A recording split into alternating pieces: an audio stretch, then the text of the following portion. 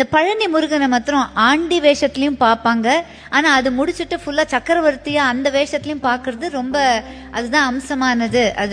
அதுக்கு ஒரு தனி ஒரு ஐதீகம் இருக்கு இல்லையா? அது என்னது? அது காலையில அவன் ஆண்டி குளத்துல இருப்பான், சாயந்தரம் ராஜ அலங்காரத்துல இருப்பான்.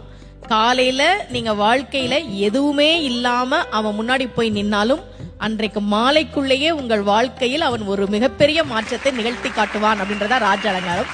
நான் பழனிய பத்தி சொல்லணும். தமிழ்நாட்டுல முதல்ல ஒரு கோவில்ல தங்கத்தேர் வந்ததுன்னா அது பழனியில தான். அதை உருவாக்கியவர் ஒரு தனி நபர்.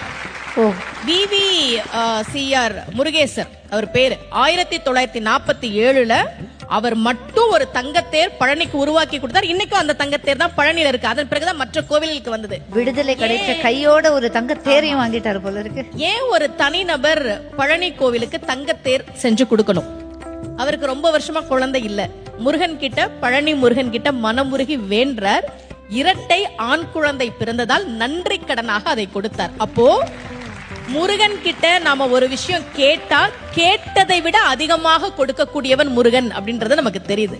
2 கையால நாம அவனை கும்பிட்டா அவனுடைய 12 கரங்களால் நமக்கு அவன் அருளை தரக்கூடியவன்.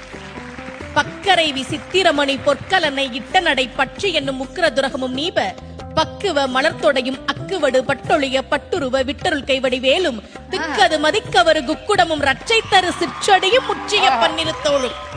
தமிழ் இது முருகனே சொன்ன திருப்புகள். முருகன் ஏன் காலை சின்னதா வச்சிருக்கான் தெரியுமா? நாமெல்லாம் புடிச்சுக்கிறதுக்கு வசதியா சின்னதா வச்சுக்கிறான். அந்த சின்ன காலை நம்ம புடிச்சுக்கிட்டா பெரிய கையால இந்தா வச்சுக்கோ என்று கொடுக்கக்கூடியவன் தான் முருகப்பெருமான்.